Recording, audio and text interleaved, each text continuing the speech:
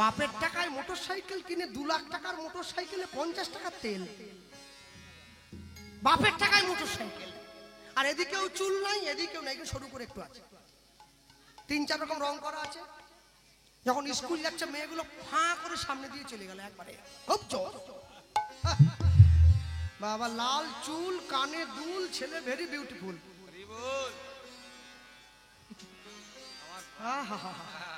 একটা মেয়ে আরেকটা মেয়েকে ডেকে বলছে, যা দেখেছিস যা জোরে গেল না আমার প্রাণটা নিয়ে চলে গেল, প্রাণ নিয়ে চলে গেল। তার ছেলে হইল, তার ছেলে হইল।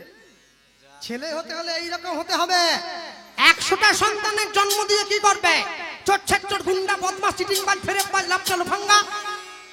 জন্ম দিতে হলে একটা সুভাষচন্দ্র বসুর জন্ম দাও, একটা বিবেকানন্দের জন্ম দাও, একটা বিদ্যাসাগরের জন্ম দাও, দেখবে তুমি চলে যাওয়ার পরেও জগৎ মাঝে তোমার সুনামটা থেকে যাবে। ভক্তমণ্ডলী মায়েরা, বিশ্বাসে মেলায় বস্তু, তর্কে বহুদূর।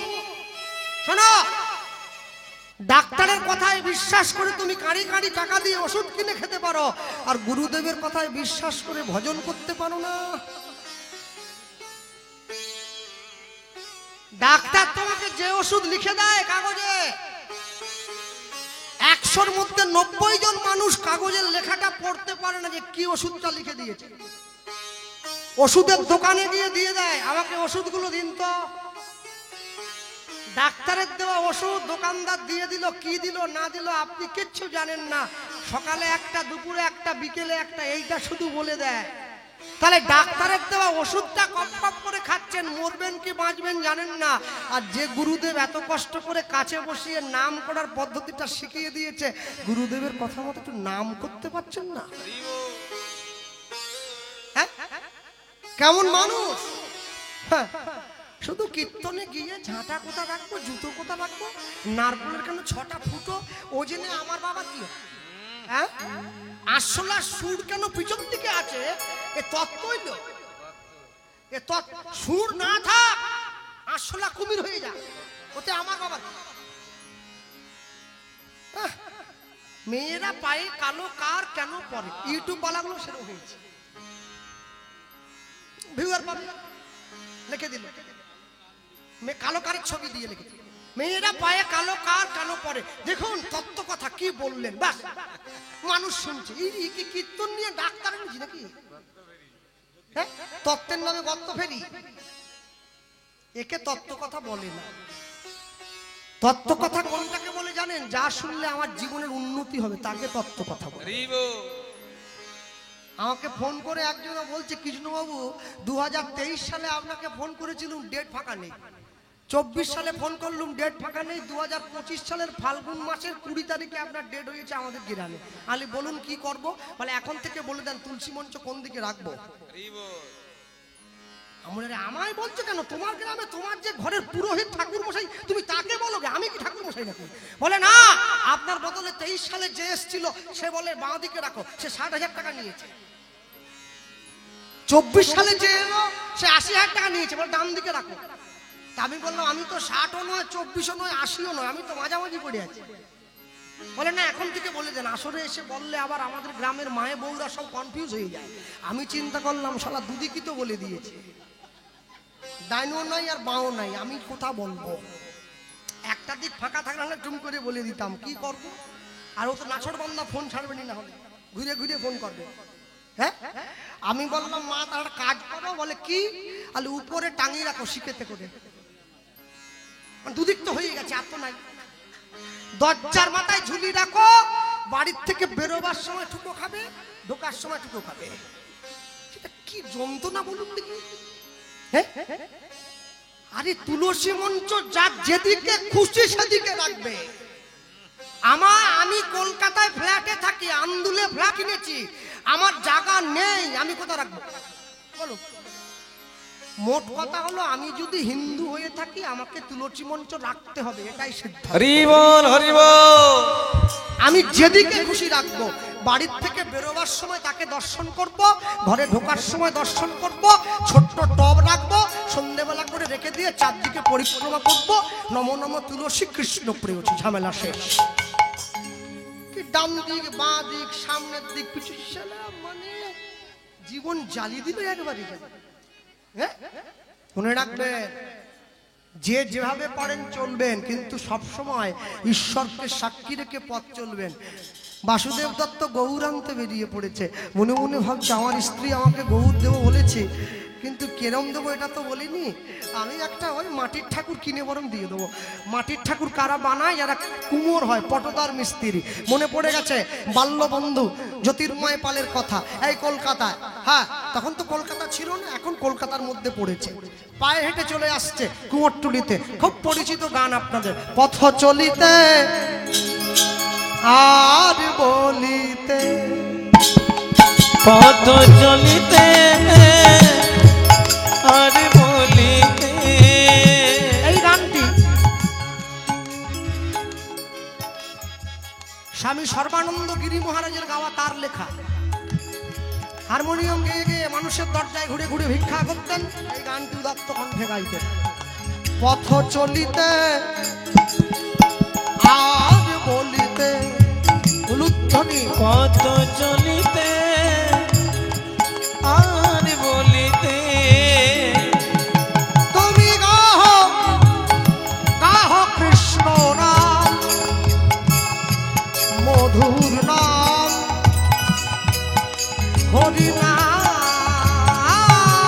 তুমি গাও গাও কৃষ্ণ নাম, মধুর নাম, হরি নাম। তুমি গাহ গাহ কৃষ্ণ নাম, মধুর নাম, হরি নাম। তুমি গাও গাও কৃষ্ণ নাম, মধুর নাম, হরি নাম। পথ চলিতে আর বলিতে, পথ চলিতে আর বলিতে, পথ চলিতে আর বলিতে। সম্মুখে আধার রাত্রি, ওগো তুমি যে পথযাত্রী, সম্মুখে আধার রাত্রি,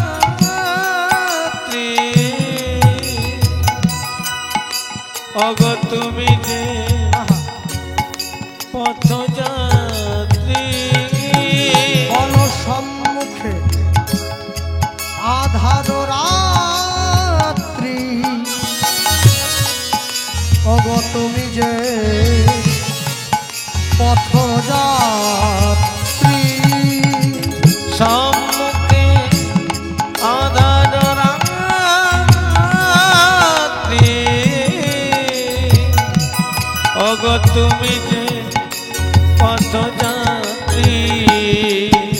কথা বলিতে তার নাম, পথে চলিতে তার নাম, কভু বিপদে তার নাম। পথ চলিতে আর বলিতে, পথ চলিতে আর বলিতে। তোমরা গাহ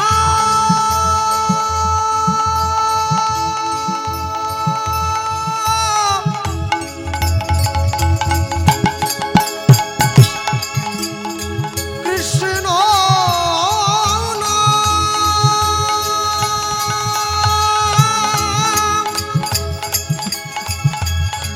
মধুর নাম,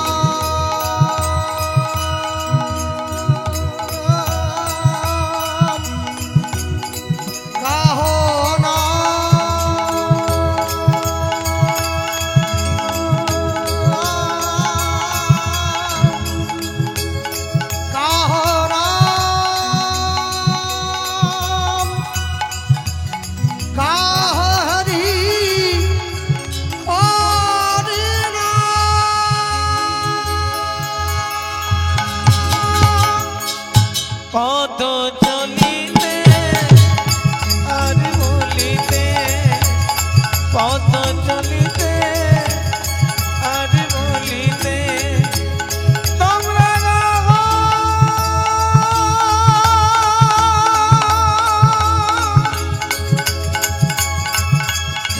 হরি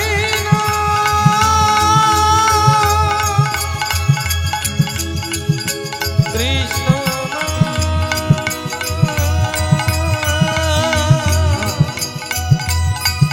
মধুর নাম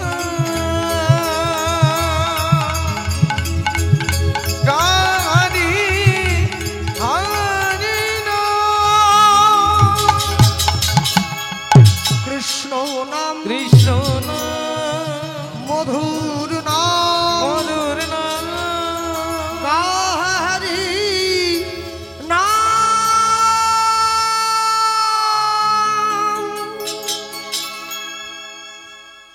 এক পা দুপা করে পায়ে হেঁটে চলতে চলতে ছুটে চলে এসেছে বাল্য বন্ধু জ্যোতির্ময় পালের বাড়ির দরজায়। জ্যোতির্ময় পালের বাড়ির দরজায় দাঁড়িয়ে বাসুদেব দত্ত চিৎকার করে ডাক দিয়ে বলে উঠলো, জ্যোতির্ময় ঘরে আছো? জ্যোতির্ময়। জ্যোতির্ময় পাল ছুটে গিয়ে দরজা খুলে দিয়েছে। কি রে বন্ধু, আয় ঘরে আয়। বিপদের দিনে পাশে এসে যে দাঁড়ায় তাকে বন্ধু বলে বলা হয়। বিপদের দিনে নিজের পকেটের পয়সা খরচ করে যে আপনার উপকার করে ওকে বলে বান্ধব। আপনার আত্মার সঙ্গে যখন তার আত্মার মিল হয়ে যায় তখন তাকে বলে আত্মীয়। আত্মার সঙ্গে যখন আত্মার মিল হয়ে যায় তখন তাকে বলে আত্মীয়। আর আত্মীয় যখন আপনাকে ভগবানের পথে নিয়ে যাওয়ার জন্য সাহায্য করে তখন সে আপনার পরমাত্মীয়। আর মাসে মাসে করে এসে 6 মাসে 9 মাসে এসে যে আপনার বাড়িতে পোল্ট্রি মুরগি খেয়ে চলে গিয়ে আপনার পয়সা ধ্বংস করে ওকে বলে কুটুম।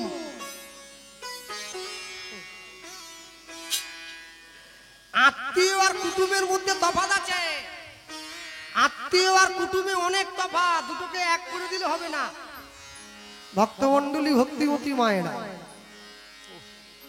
নিয়ে গিয়ে সম্মুখে দাঁড় করিয়েছে। বাসুদেব দত্তের সামনে দাঁড়িয়ে জ্যোতির্ময় পাল বলছে, বন্ধু আমার ঘরের দরজায় কি মনে করে এলি? না মানে আমার একটা ঠাকুর লাগবে বলে এসছে। ঠাকুর নিবি? আয় ভেতরে আয়। হাত ধরে ঘরে নিয়ে গেছে। দেখ দেখ দেখ গোডাউনে বসে আপনাদের বলি গোডাউনে বসে আছে, একবার দেখ কোনটা নিবি? পেটটা ভুড়ি করে আনতে চলবে? সুর আছে পেট ভুড়ি করে?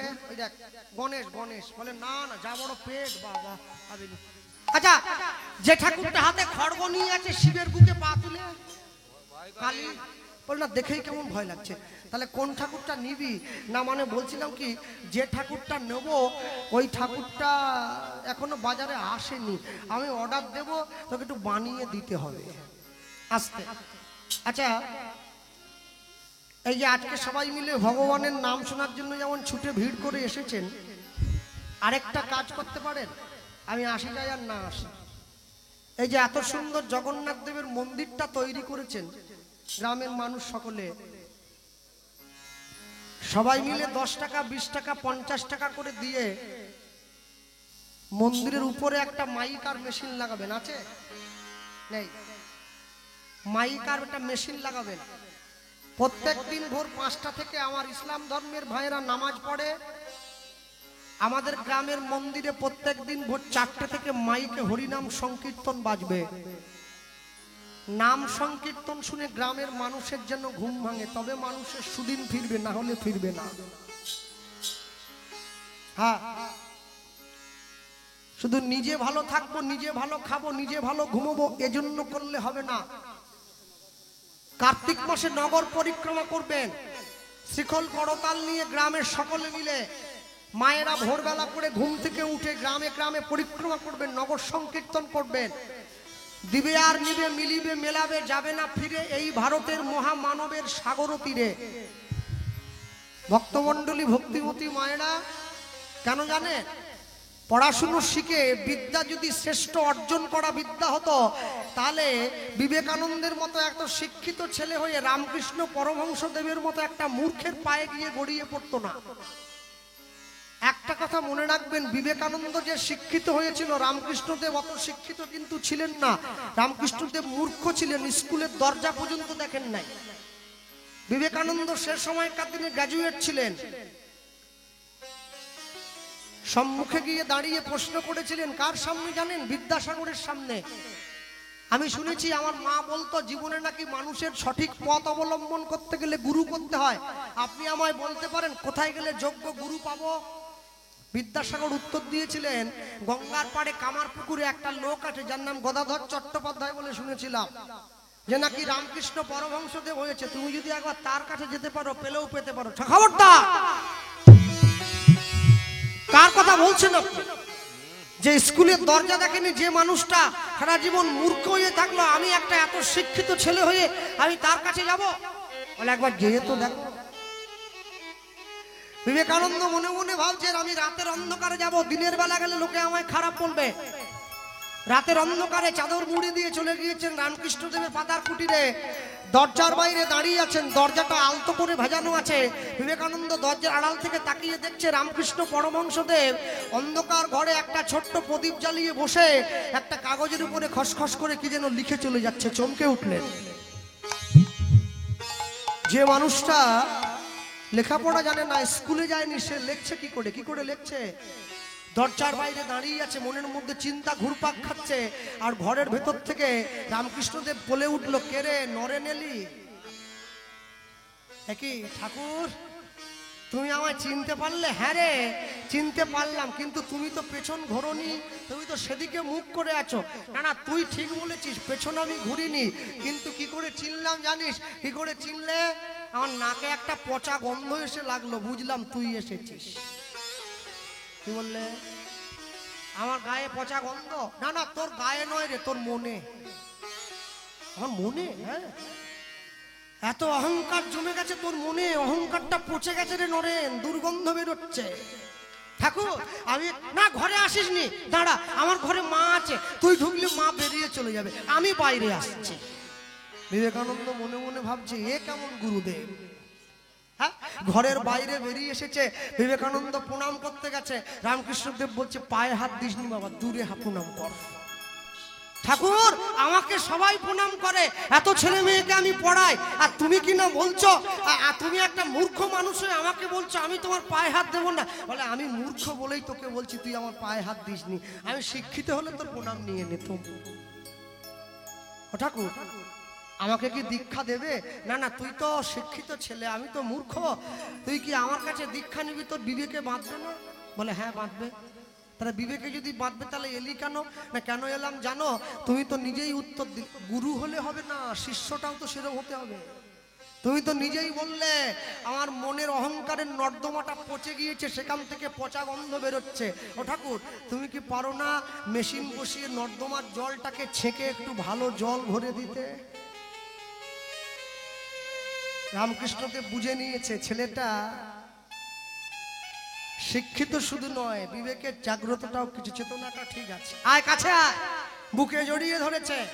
আজ থেকে তুই নরেন্দ্রনাথ দত্ত নয়, বিবেকটা সদা সদা তোর আনন্দে পরিপূর্ণ থাকবে, তোর নাম হবে বিবেকানন্দ। রামকৃষ্ণ পরমহংসদেবের আশীর্বাদ মাথায় নিয়ে ছেলেটা চলে গিয়েছিল আমেরিকা চিকাগো ধর্মসভায় হিন্দু সনাতন ধর্মের মান উন্নয়ন করার জন্য। সনাতন ধর্মের সম্মানকে বর্ধন করে দিয়ে একটা গাছের তলায় বসে আছে অনেকক্ষণ। সবাই এসে মানুষে বিবেকানন্দকে ধন্যবাদ জ্ঞাপন করছে। এমন সময় একটা মেয়ে এসে বিবেকানন্দকে বলছে, সবাই আপনাকে অনেক কিছু দিচ্ছে, আমি আপনার কাছে একটা জিনিস চাইবো, আমায় দেবেন? বলে, কি চাই তোমার? মেয়েটা বলে উঠছে, আমি আপনাকে বিয়ে করতে চাই। আমি বিয়ে করব। বিবেকানন্দ বলছেন, মা আমায় দেখে তুমি বুঝতে পারছো না আমি সন্ন্যাসী? গেরুয়া পোশাক পরেছি, মাথায় পাগড়ি দিয়েছি, পায়ে খড়ম পরেছি, তোমাকে বিয়ে করলে আমার ব্রহ্মচর্য নষ্ট হয়ে যাবে। মেয়েটা কাঁদতে কাঁদতে ঘুরে চলে যাচ্ছে। বিবেকানন্দ মেয়েটাকে ডেকে প্রশ্ন করেছিলেন, আমেরিকার মাটিতে এত ভালো ভালো ছেলে থাকতে তুমি আমাকে বিয়ে করতে চাও কেন? বলে, কেন বিয়ে করতে চাই জানো? একটা কারণে বিয়ে করতে চাই। কি? তোমার ঔরসে আমি তোমার মতো একটা তেজপূর্ণ সন্তানের জন্ম দেব। আমার ছেলে যখন রাস্তা দিয়ে হেঁটে চলে যাবে, লোকে তাকিয়ে বলবে দেখো বিবেকানন্দের ছেলে হেঁটে যাচ্ছে, এটা শুনে গর্বে আমার বুকটা ভরে যাবে। এই জন্য তোমায় বিয়ে করতে চাই।